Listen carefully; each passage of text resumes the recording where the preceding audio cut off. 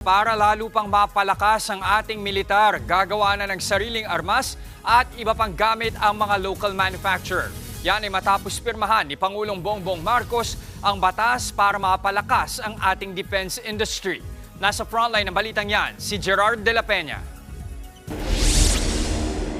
Kalimitang umaasa ang Pilipinas sa pagbili ng mga gamit ng militar sa ibang bansa, mapabarko ng Navy, mga eroplano ng Air Force,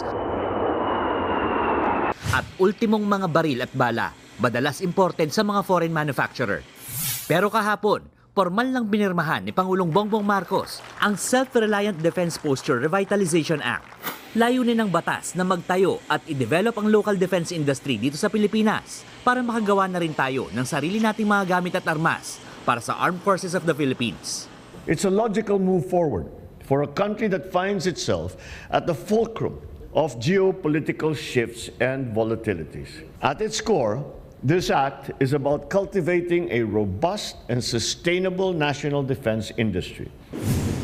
Sa ilalim ng batas, bibigyan ng ilang insentibo gaya ng tax break at government financing ang mga local manufacturer para mahikayat silang mamuhunan sa paggawa ng mga armas.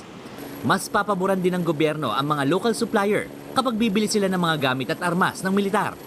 Sa pamamagitan nito, mahihikayat ang mas maraming investor at manufacturers na magtayo rin ng mga factory dito sa Pilipinas. We will support these efforts through various means, from research grants to infrastructure assistance, because building a national defense industry is as much about enabling as it is about producing. To the private sector, it is an invitation to build an enduring defense industry. Ikinatuwa naman ng AFP ang pagpirma ng Pangulo sa bagong batas. Dahil sa pamamagitan nito, mas mapapadali at mapapabilis ang modernisasyon ng militar.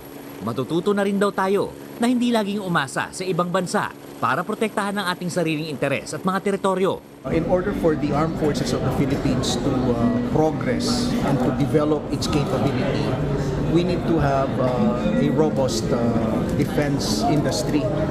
Matagal na tayong gumagawa ng sarili nating baril, sarili nating bala, sarili nating mga radyo.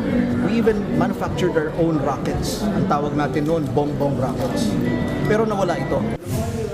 Nilinaw naman ng Pangulo na malinaw na nakasaad sa batas na eksklusibo lang na ibebenta sa militar ang lahat ng armas na gagawin ng mga local manufacturer. Mahigpit na ipinagbabawal ang pagbebenta ng mga ito sa private sector.